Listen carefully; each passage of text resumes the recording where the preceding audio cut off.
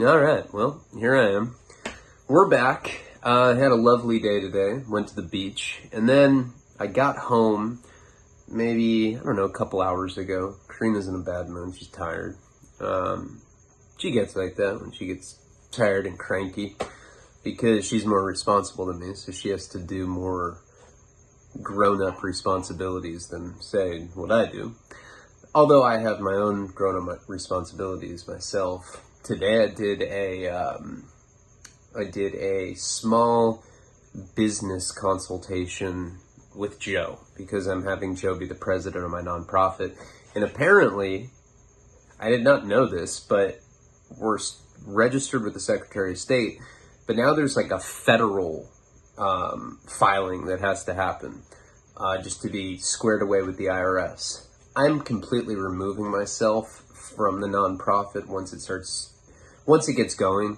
You know, I want to help establish it, organize it, see my vision all the way through, but, you know, I'm not organized enough or responsible enough to run something that ambitious. And I think that Joe is a good candidate to be the president. And then I've started filling those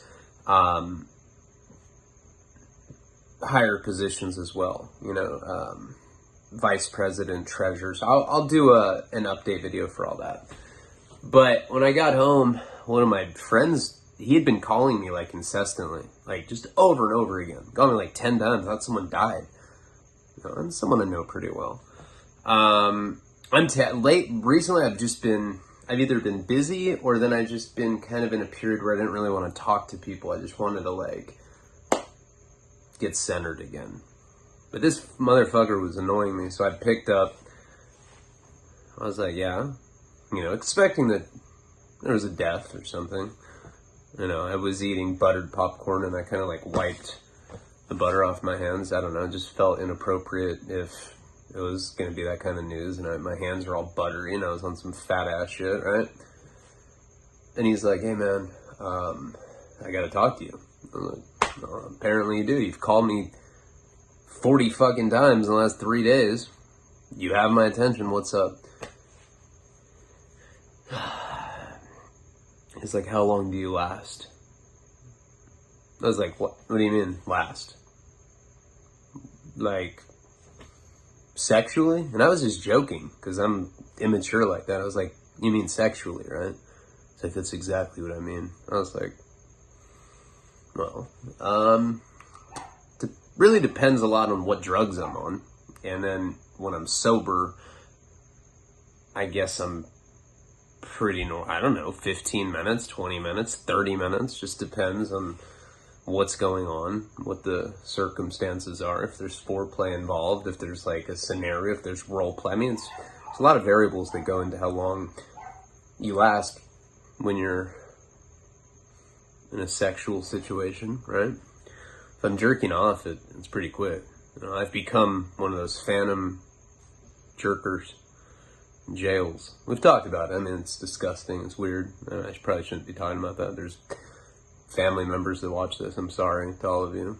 It's probably weird if you have friends that watch this too. You're like, ew, your family member is disgusting. He masturbates. It's like, shut up, so do you. I just admit it. I do it compulsively. But anyway, that's not the point of this.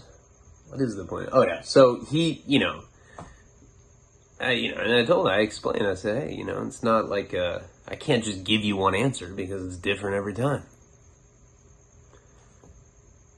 And he's like, I can't last anymore. And now he's been with his girlfriend for like 7, 8 years, something like that. And they were a couple that had been on heroin together, got off. I think got on, I want to say Suboxone or methadone. I don't know. One of the two. Some maintenance drug, right? And they continued their relationship. But when you're on any opiate for a long time, you seem to just kind of lose your libido. Heroin does that to me. Suboxone never did that. Methadone for sure did that to me. I remember when I was strung out right before I went to the feds the first time, I didn't come for like 2 years. And then one night I smoked crack and I just I was like, I'm gonna go jerk off. And I like went in the bathroom. And I remember coming felt like, I don't know, it kind of felt like a bottle rocket went off in my ass or something. You know, it was like firework-ish. It was pretty emotional, actually. It was pretty crazy looking back. Okay, but anyway, so I started telling him, right, that, well, his whole thing was this. He was saying that now that they're like completely like abstinent sober, you know, they're not on anything. And he said that he can't last now, and that it's ruining his relationship, ruining it. You know, he's like, I'm scared she's gonna cheat on me, and you know. And I was like, well, you know, and I'm not trying to be offensive. But I said, do you eat pussy? And I swear, he goes, ew. And I was like, you know, I gotta go, dude. Like, comment, subscribe. Patreon.com/Ryan Leone. Because this is a prison story, so it will eventually go onto YouTube. That's why I'm not running a nonprofit, or that's not why I won't be running the Paul Project, because I can't even, it's hard for me to even do this stuff, like simple stuff. But I am trying. What was the point of that story? The point of that story is, come on, how can you not go down on a woman?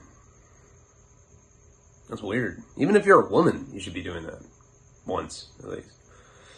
All right. So anyway, let's get into the prison story. So I have to see, you guys. I know there's people who just get into story. Story starts at 7 minutes or whatever. If I just go in raw dog, I'm usually like in a bad mood. Start cracking the funeral jokes and shit, you know. And then I'm just not myself. I have to be like in the flow. And I have to just like say random, embarrassing stuff. Get the self-deprecating stuff out of the way. All right, story starts at 7:11. So I got in that riot. Really, I wasn't involved in it when it was probably, I don't know, 5 Southsiders, 6 Southsiders, group of them. And they had come in the chow hall and they looked at me. I thought for sure they were going to attack me. They didn't. They attacked the other Southsiders that were dropout Southsiders. And again, it's impossible to know who's who, you know. And if a certain amount of time has gone by, everybody's SNY. You know, you've been on that yard for more than 3 days, you're no good. You're PC. You're a bitch. What's up, man? I'm Ryan. I'm a bitch. I'm SNY. So every time a new bus load comes in, it's pretty much that bus versus the natives of the orientation. Because we're not on the 3 yard. The 3 yard was an S&Y yard, right? We were mixed. So we didn't have access to those guys. Because those guys really were like chomos and stuff. They just look like it, you know? You didn't have to ask them. It was new. You know, if it walks like a duck and it talks like a duck, it's usually a duck. God damn, man, this fly again. So, you know, generally what happens is they just bring you into that orientation. They do your paperwork, and then if you're cleared to go to the 1 yard, you move forward. Sounds good. They didn't say I was going to get in like 12 fucking riots, that I was going to be marked as SNY by these like super aggressive, scary Southsiders. You know, though, and occasionally a rogue skinhead that gets in a fight with his girlfriend and then just beats up an old guy and then gets killed. That happens too. So the point is it's guerrilla warfare. It's like being in Vietnam. It's nothing like that. Well, I guess it's like that in the sense that there are gun towers. You can get shot. There are no warning shots. And you don't really know where the enemy is. I don't know. I wasn't in Vietnam, believe it or not. I know I've been through some things, but I have not been through that. And, you know, I think watching a lot of documentaries, reading books on veterans of war, one thing that you hear is what's common with prison PTSD is that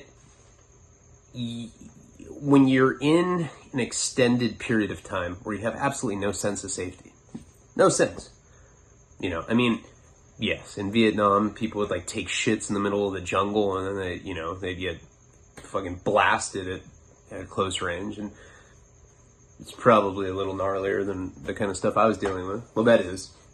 I'm not going to argue with that. And those guys were actually doing something noble. I wasn't there for being a pimp. Nobody cares about a pimp. You know? If I died, someone would be like, oh. That pimp from Santa Barbara died today, Susan. Oh well. And then just go on to the next story. No one gives a fuck. Really, no one gives a fuck if a Vietnam vet dies either. Think about that. That's bullshit. You know, war vets deserve way, way, way more love. And we do not give them any. Ever seen Born on the 4th of July? Every time I watch that, when Tom Cruise is like trying to bone a prostitute, or is that Forrest Gump? I don't know. Something about, I don't know. Sorry. I did lots of drugs since I've seen either of those movies. And so my memory's skewed a bit. But there's that sense that you never have security, right? I hadn't gone to Chow for God knows how long. You know, I was like really kind of getting cabin fever being in the cabin with Chubbs, Kyle, you know, Keanu's brother. Looked just like Keanu, but, you know, the methed out version of Keanu. That, I mean, he's the kind of guy that looks like a burglar. You know what I'm talking about? Like, he's like a burglar composite sketch. Just like, but he's like not just a sketch. He's like walking around with a sketch face. And you're like, that guy's a burglar. I know you know what I'm talking about. There are people like that. That's this guy. And he, oh God, man, he annoyed the fuck out of me. You know? And we're going to get into his letter. So,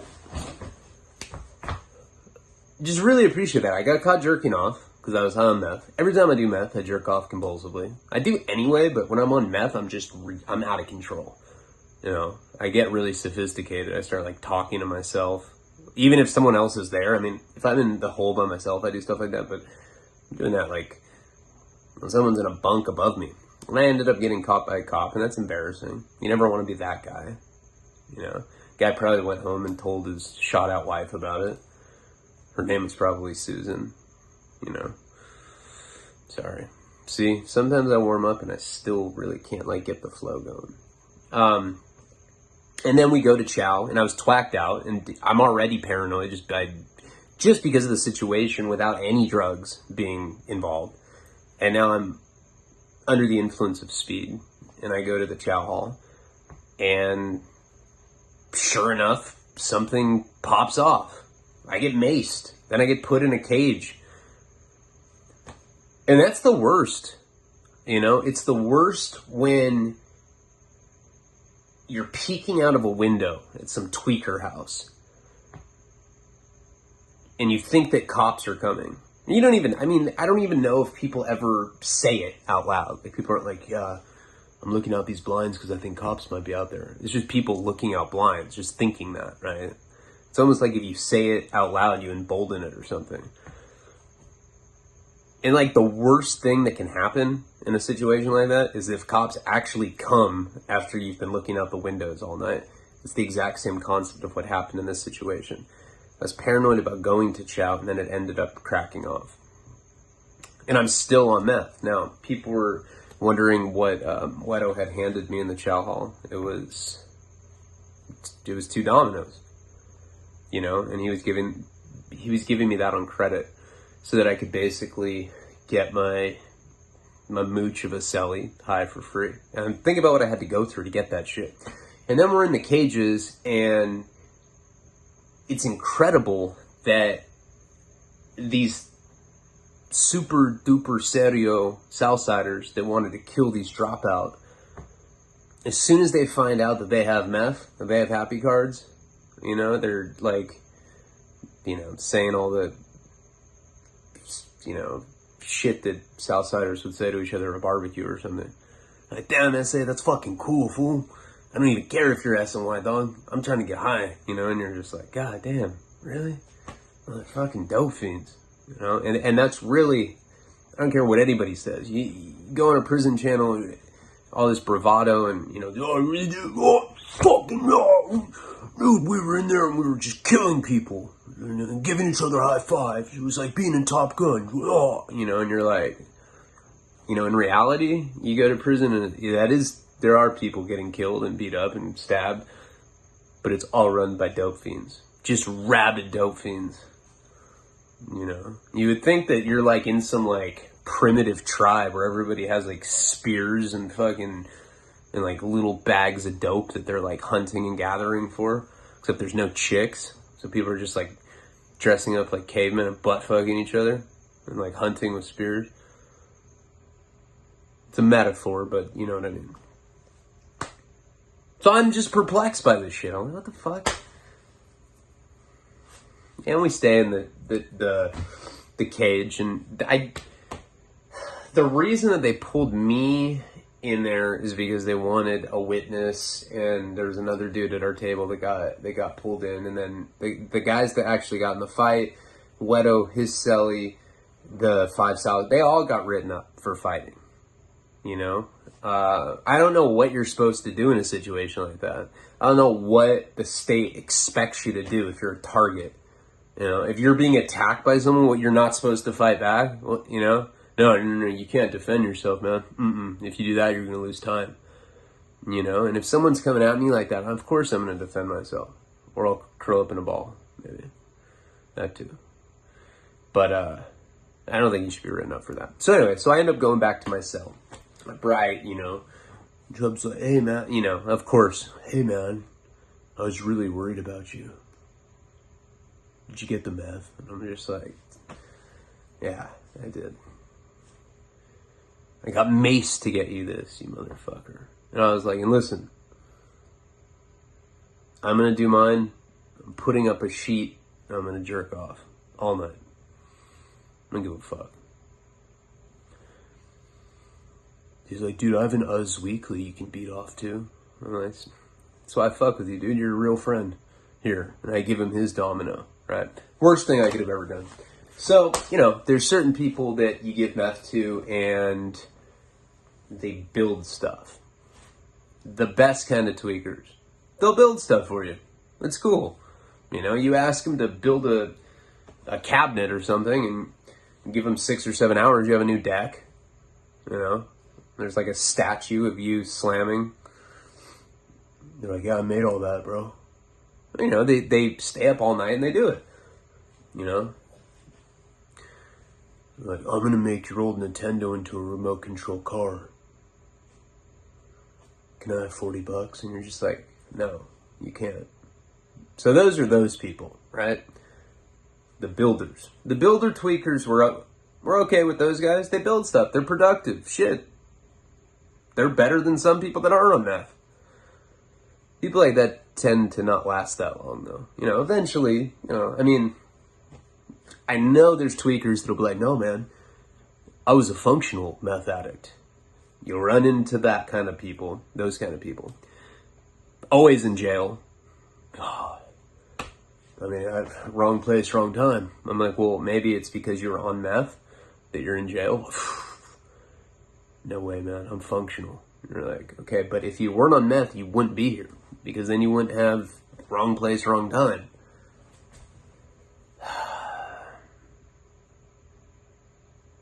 You got a really bad attitude, Leonie. I'm not trying to talk anymore. And then they'll walk away. That happens all the time in jail. You're right, and they'll just be like, I don't like your attitude. I'm just gonna walk away before we fight. I'm like, dude. Okay. Whatever. Okay, so those are those people, right? The people that say they're functional. Those people are okay because, well, for the most part, they don't act that much different than they do off of meth. They just go to jail because meth's illegal. Okay? So those are those kind. The builders, the self-proclaimed functional tweakers, and then there's the perverts. Right here. And,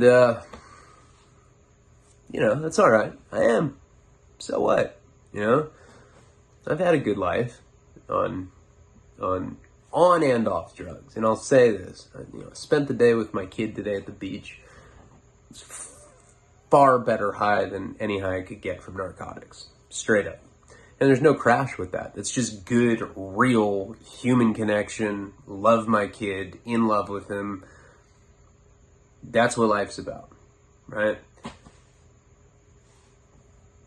On the flip side of that, if I was to do meth right now, I would lock that door and I would start just, fucking my bubbler or something. I don't know, for real. Just how I get. One hit of meth and I'm a fucking weirdo. I'm just like, I'm that guy. Okay, so there's those guys. Then there's the delusional meth addicts. And that's my celly that I'm about to talk to you about. The delusional meth addicts are fucking losers. Nothing going for them. Ever. They're very quiet. They're not usually bragging about anything because they have nothing to brag about. They have a, I don't know. They have a bunch of different cars in their front lawn that are missing tires, shit like that. Rusty cars. They've been putting together a Corvette for like 16 years and it's still not even close. Those kind of people. But as soon as you give them a hit of meth, they'll start bragging about their Corvette. They'll be like, yeah, man, it's pretty much the dopest Corvette you could ever see. One day I'm going to finish it. And then they start talking about like how cool they're going to be on it. So those are the braggers, the delusional ones. And then there's also, I say the last one, the criminals, right? Guys that are generally pretty grimy to begin with, but they take a hit of crystal meth and they're like, I gotta steal a bike, and that's what they're doing. You'll see people like that around, and they're usually on meth. So this guy, my celly, was one of the delusional bragger types. So he eats this domino, right? Now I'm horny. I already told him. Like, that's my concession. Dude, I've been maced. I went and was in a traumatic riot situation for you so I could get this stupid-ass meth that's been sprayed on a greeting card. The least you can do is let me set up a tent and jerk the fuck off. Now, I don't want you to be confused by the kind of tent that I'm talking about where, like, I'd set it up with my knee, like, on my bed. I'm talking about you can set up a tent, like, when you do a bird bath, right? You can, like, set up a tent, like, you, like, make, like, a line, put it from, like, the corner of the bunk, and you, like, tie it to the door. And it looks like a shower curtain. You can do that. Or, since the bunk beds are the way that they are, you can kind of like use the sheet as a tapestry, and then you just have what's called a jack shack, Then you jerk off. And it's usually general knowledge that that's what's going on. Especially if it's like 3 p.m. and a bunch of meth just hit a county jail. There you go, I'm just going to put this fort up. I never do that. I'm high right now, but I'm just going to do it and go to sleep. No. Somebody's masturbating to Curbs magazine or Men's Health or whatever the fuck they're into. So that was the deal. That's what I was going to do. I was like, look, man, I've already been caught by the cop. You already know that that's what kind of time I'm on. That's what I want to do. And he's like, for sure, bro. And I was like, look, bro, don't be trying any gay stuff with me, man. I don't like the idea of being in an 8x10 with somebody with 2 guys on meth. Especially one that has a shark tattoo. He's like, I don't have that. I was like, yeah. Yeah, I know. Me neither. So the meth kicks in. I'm already twacked, And I'm maced. Think about that. My face is like burning. That's what happens with mace. It's like your face burns for like hours and hours later. Your sinuses are all singed. It feels like, fire's gone in your nose or whatever. So I start making my little fort, right? And I'm very like this is like a business thing. I'm like, all right, I'm going to make this fort. I'm not coming out for air for at least until the sun comes down. I'm just going to jerk off and jerk off and jerk off. And I'm going to need that as weekly. You know, and it sucks because, you know, when you're in jail, everybody cuts out all the good shit. You're left with, like, you know, some photo of, like, Demi Moore from G.I. Jane, and you're just like, fuck, man. You know what? I don't even care. I'm gonna take her down right now. And that's what you do if you're in jail, for sure. It's really, like, some of the stuff you beat off to in jail is fucking bizarre. It's like, you know, the most non-sexual pictures ever. It's like some, like, old lady fishing, and you're like, it's all you have, though. It's all you got. You're gonna do it. I don't give a fuck. If you're into beating off while you're on meth, you're gonna do it. So, I'm making my little fort, and obviously this shit kicks in for him. Because he starts telling me about how he's got an entire harvest of marijuana up in Northern California. Now, mind you, the whole time that this guy was my celly, he never mentioned it once. No.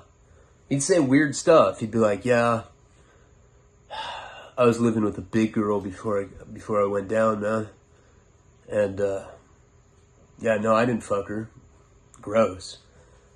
How did he say it? He said he let her suck his dick, but it was in some it was like, and look, I'm a sleazy guy, I know that. I'm not trying to hide that. Do I hide that? No. You know, and I'm done, like, apologizing for who I am. But the way that he said it was, like, actually, to me, was sleazy. I forget what he said.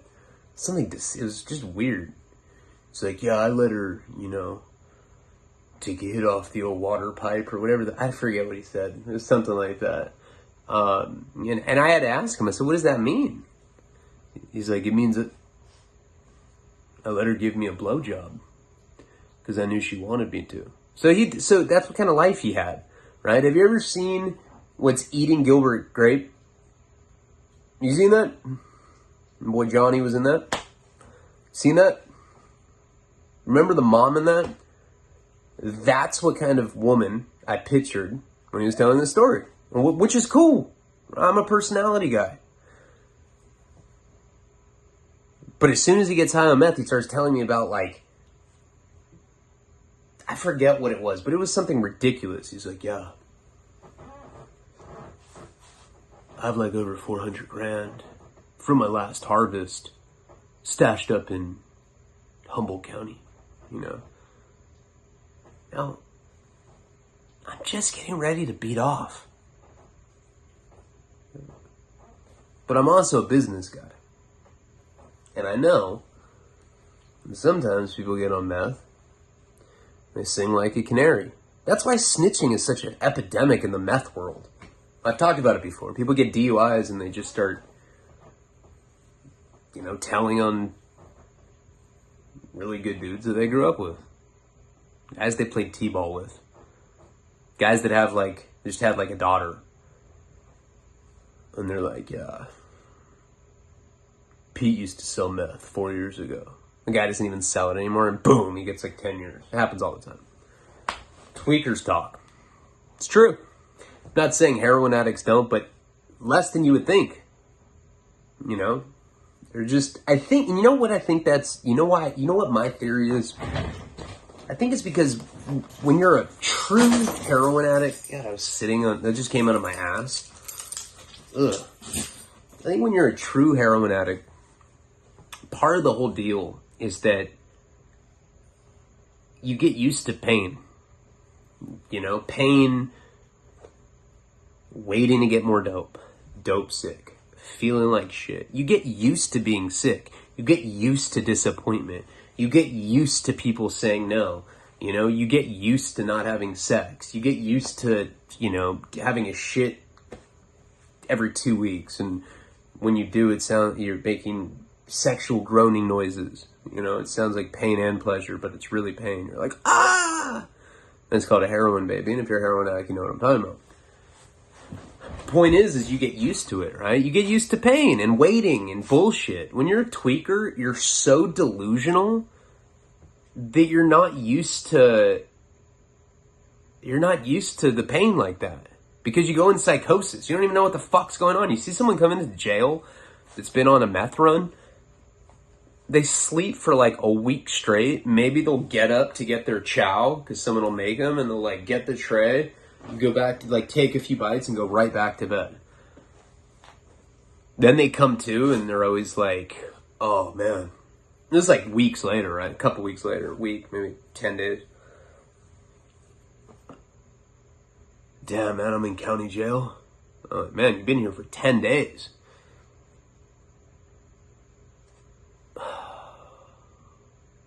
Meth? I'm going to assume.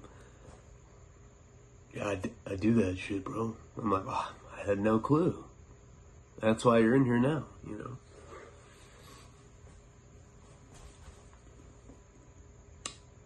And because tweakers are used to that psychosis, they're not used to like the annoyance, the irritants of being a heroin addict. Because being a heroin addict's annoying. You know? You may not, if you don't do heroin, let me tell you, it's like the most annoying drug addiction ever. It's a lot of waiting. It's a lot of runaround. It's a lot of planning. Remember, like if you're not, I'm not a planner. Can't plan shit. I was talking to Jeff about this last night. I get to the end of my sack. And then I call. I'm not one of those guys that's like, oh man, I'm running low on heroin. I should call my connection and arrange something so that I'm not sick when I run out. Hell no, I'm not like that. I'm the kind of guy that has a sack. I'm like, you know what? I'm going to get belligerently high, sloppy high, piggishly high, do it all the night, and have nothing for the morning. But you know what? I'll figure it out then. And then I just go, you know, nod out. And then in the morning I wake up and I'm just like completely oozing in sweat. I'm smelling ammonia. I'm shitting and puking at the same time. I call my connection. They don't pick up. You know, and then you have to go to downtown LA. You find one Jamaican dude in a parka. You're like, hey man, I got $20. And they're like, yeah man, give me the $20. I'll give you the heroin. You're like, okay, and you give it to them and they just run off and you're like, oh, and that's the last of your $20. So now you have to go to a gas station. You have to go, hey man, I'm not from here. I got a girlfriend. She's 4 months pregnant. We're both from Tucson, Arizona. You know, we drive a Jeep Cherokee. We're a few blocks away. Do you think you can give me $1 or $2? So I can buy a gas can, and then I can walk all the way back to her and fill up the gas. And usually someone's like, hey man, I got $10, here you go. You know, you get like 4 or 5 of those, you're cool. You know, okay, I don't have to work, you know, I don't have to do anything today. You don't have to work for it, you know.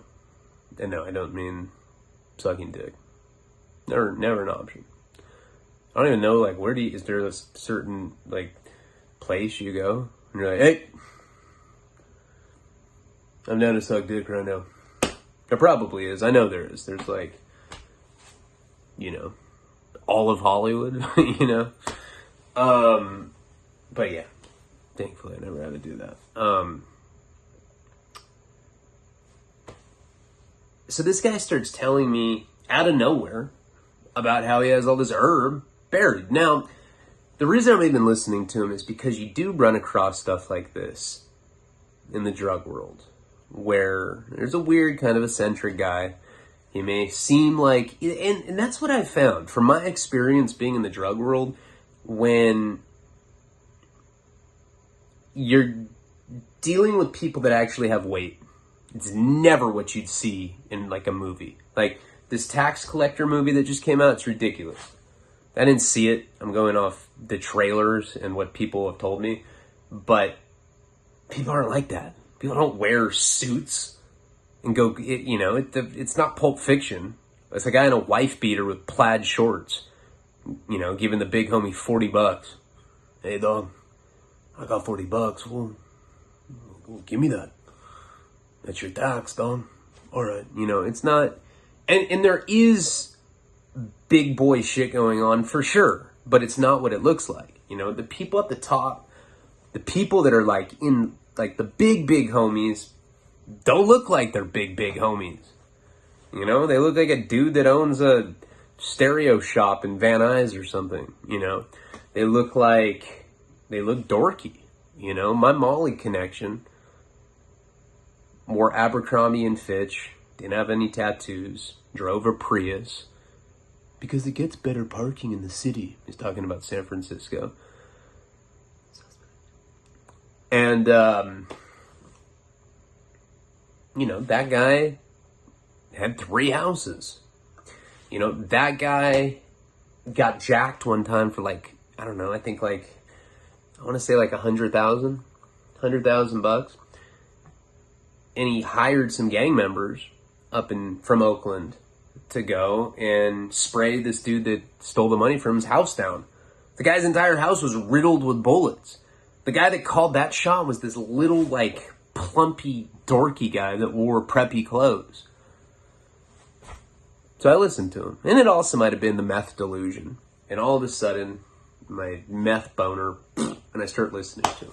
So he tells me this story about how, you know, every grower says this. Yeah, man, I come from a long line of growers, you know, up in Northern California. We've basically been subscribed to the outlaw lifestyle for, well, more than 3 decades now. You know, Daddy got killed in a drug deal gone bad. I was the last of the honorable weed growers, and you're just like, Jesus Christ, what the fuck am I watching Breaking Bad right now? Is that what this is? And you know, a lot of that probably does come from that. You know, people watching shitty, horribly written television like Sons of Anarchy or Breaking Bad or whatever. And I'm not talking shit on these shows, just saying they don't reflect real life at all. Not even a little bit. And if you can separate entertainment from, man, this is a very intimate portrait, or it's a very accurate portrayal of what's going on in a biking club. A biking club. Guys like doing mountain biking. You know, it's not what a 1% outlaw biker club looks like. You know? Breaking Bad is not an accurate reflection of what that world looks like. You know, I've been around a lot of meth cooks, a lot of them, because I did Fed time. So, I'm around a lot of them. I'd hear how it was, and I'd hear all the stories, and it was just so far from what they were portraying, in my opinion. And I could be wrong. Been to prison 3 times. What do I know? I tend to make mistakes. Karina told me today, she's like, you're wrong 95% of the time. I'm like, Jesus, I'm right 5% of the time? What am I, 7? Jesus. She's like, yeah. Alright. Are you on your period? She's like, I'm spotting. I'm like, alright. Whatever.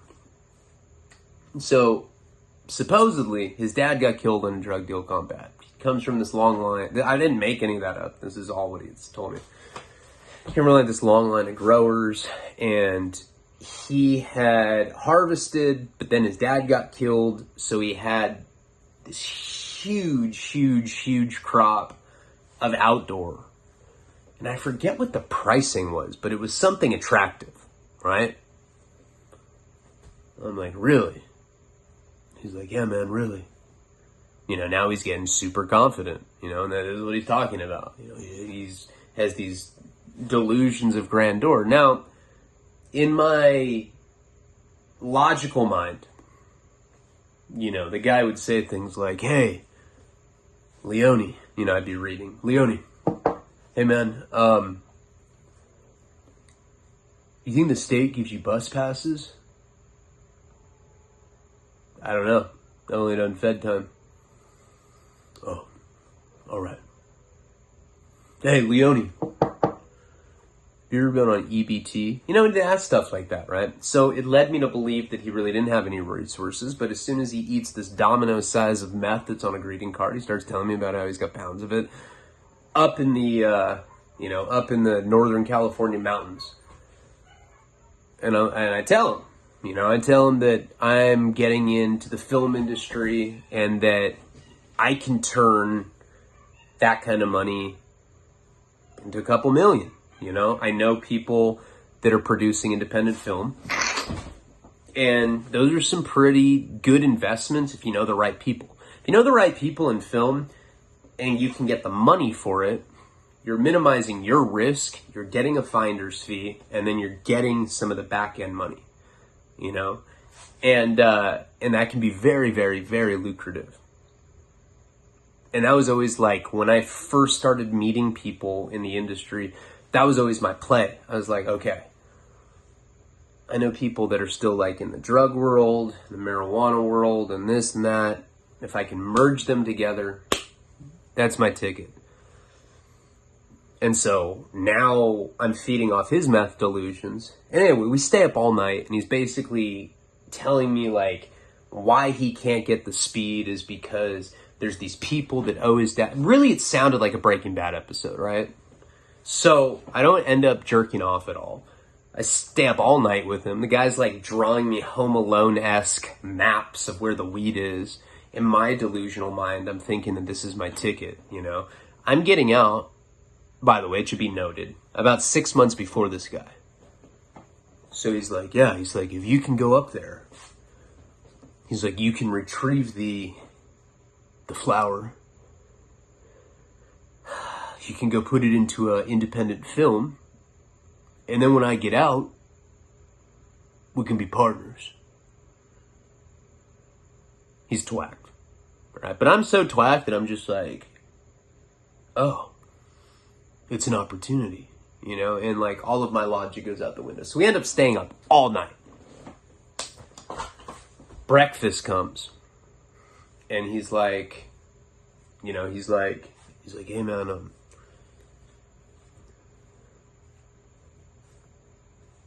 you going to chow? I was like, fuck no, I'm not going to chow. Are you kidding me? I've been up, I didn't sleep, and I'm scared. And I am. My fear's amplified to a very large degree, right? So he ends up going to chow. Comes back and there was an incident. Now, what had happened with Wedo and with this celly and with those Southsiders is that he essentially used that meth as a treaty, you know? Hey, lay off the dropouts. I'm not included in that. This is Southsider shit.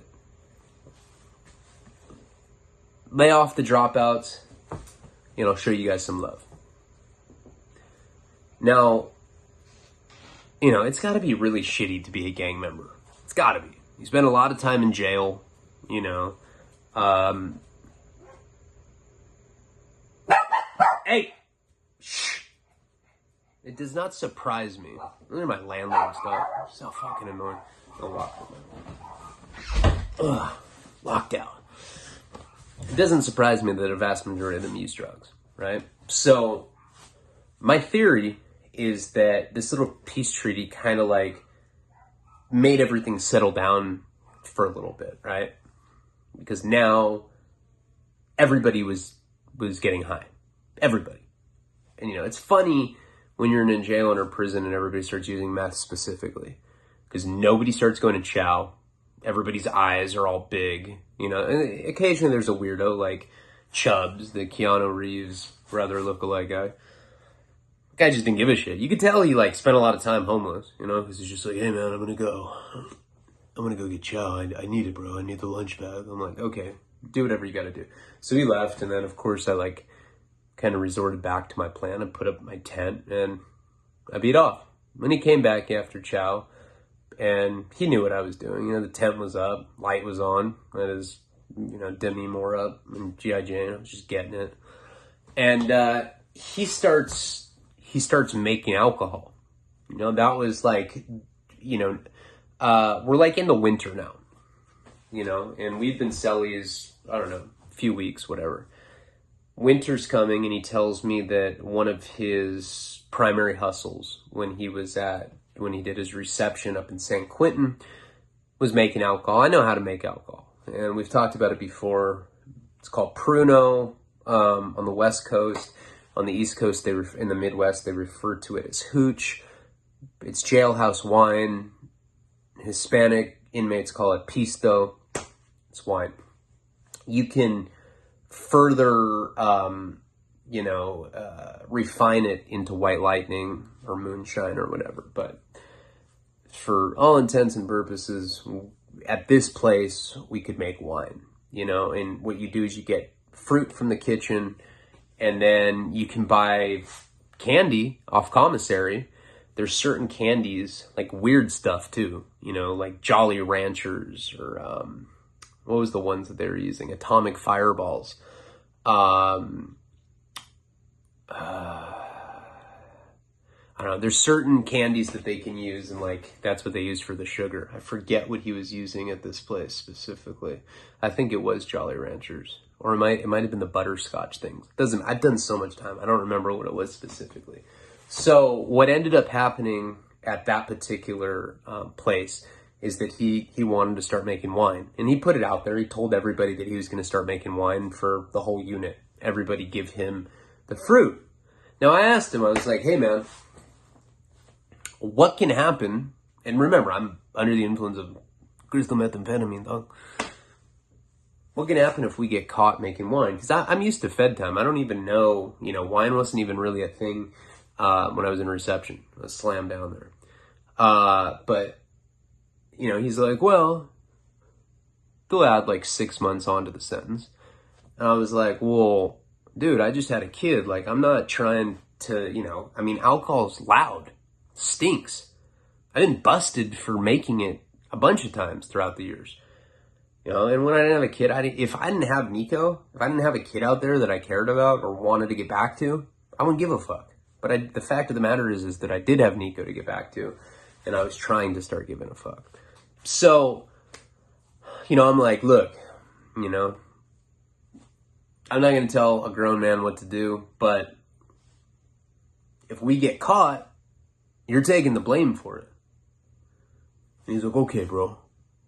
I don't know. I just didn't trust the guy, especially like after. So, we did the meth that one night, stayed up all night, like going over these like super intricate plans about how I was going to go up to this mountain. And it's like, okay, bro, there's this big red brick building. Okay. You're going to drive about 46 yards past it. Okay? Now you're going to stick your finger in your mouth, see which direction the wind is.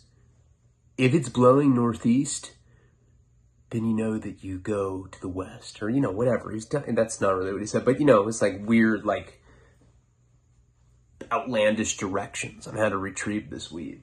And then once the meth started wearing out, I just felt like an idiot for even I should have been beating off. Wasted precious masturbation time with this bullshit. So he starts making this wine. Now around this time, he had been telling me, remember, this is where the letter comes in. He had been telling me that he essentially testified for his friend. This is what he told. You hear that fly? Jesus, that's from those dogs coming in and out. He had testified for his friend to get his friend out of a murder beef. Some trimmers had trimmed. He told me that he had talked to a private investigator and had testified in behalf of his friend to say that he was with them to be an alibi, right, for this night of the alleged murder. And while that was going on, he was in prison. I forget I think it was for Grand Theft Auto is what I'm pretty sure that's what he was in prison for. And while he was in prison, this other murder case was going on. And so this private investigator started pulling him out. And he told me that he flirted with her. She flirted back because she was the private investigator getting the testimony out of him before he actually had to go to court for the alibi. He's like, yeah, man, she was really feeling me. He's like, so I sent her a letter, and I got at her, and I'm just waiting for a letter back. But he's like, I'm telling you, 100% this chick wants me. And I'm looking at the guy, and I'm just like, what's eating Gilbert Grape? Like straight up. But I didn't say that. I was just like, whatever. I was still coming down off the meth.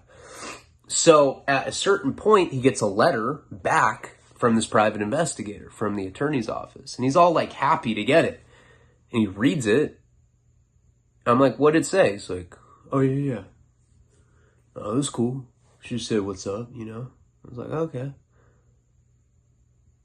So now after I waste this entire night, like, going over this plan that didn't exist,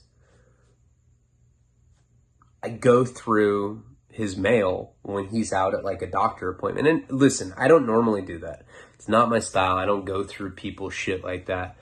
But, you know, there's certain situations like this one in particular. I started thinking the guy was a creep. You know, just certain stuff that he would say. He's like, you know, I got the name Chubbs. You want to hear how I got the name Chubbs? I'm like, go ahead, tell me. He's like, well, there's this girl that we all like hung out with. And I just kind of like stuck my dick out one time and I slapped my limp dick on her, you know, cock slapped her. And I was like, without her consent? He's like, yeah. I was like, yeah, that's like a sex offense, bro. That's not cool. You don't do that to people that don't want it. Fucking weirdo. He's like, oh yeah, bro, it's a joke. They call me Chubbs because I used to be fat. He's like one of those guys that couldn't even get fat. He's like permanently like meth skeletor, you know, but whatever. So he goes to a medical appointment. I end up reading this letter. And basically, it was a letter from the attorney that, it was a letter from an attorney from the attorney's office. That was a Patreon comment that said, I don't think we'll get a story tonight. Yes, you will. I had to get Nico down. It was a letter from the attorney's office. And it said, dear, I forget what his real name was. Dear so-and-so, you know, this is the first contact we're making to you. We're filing a restraining order against you so that you don't make contact to our private investigator again. They were actually taking the step to file a restraining order against him, right? This is a very important thing for you guys to remember. That's why I've brought it up in 2 different videos. Remember what I'm saying. They filed a restraining order against this guy, or they started the process. I read that. I didn't say anything. Just kind of put his shit back, you know, it was like underneath his mattress or whatever. And I was just kind of like waiting to see if he would bring it up. So he starts making wine in our cell and it starts really stinking. It's becoming this like source of contention with us. I'm getting pissed off. You know, I don't want to be at risk when I got my kid out here. You know, I want to go home. Yes, you can say I did drugs in there, but that's not as loud as when you're fermenting, you know, alcohol in a cell. It stinks. And no matter if you're like, yeah, I was the one making the wine, COs don't really look at it like that. If you're in a cell with somebody, they know that you know that it's going on.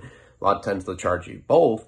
I wasn't trying to lose 6 months on my sentence. So this whole period, right after the happy card came in, the Southsiders got it. They kind of made a truce. I got quiet and calmed down for a second, right? You know, and I know you'd be like, this story, nothing happened, it's just filler video. I'm just letting you know what happened before things picked up while I was there. But that's what happened. And we'll get into the rest of this story in the next video. I saw someone get all mad on Patreon because they think I'm not going to post a video. I want to get it up to you guys. Thank you so much for the support. I appreciate you. Try to get some of the more exclusive videos up as well. I did one last night, $20 tier. I'll do one for the $10 tier next. Thank you guys so much. Palabra.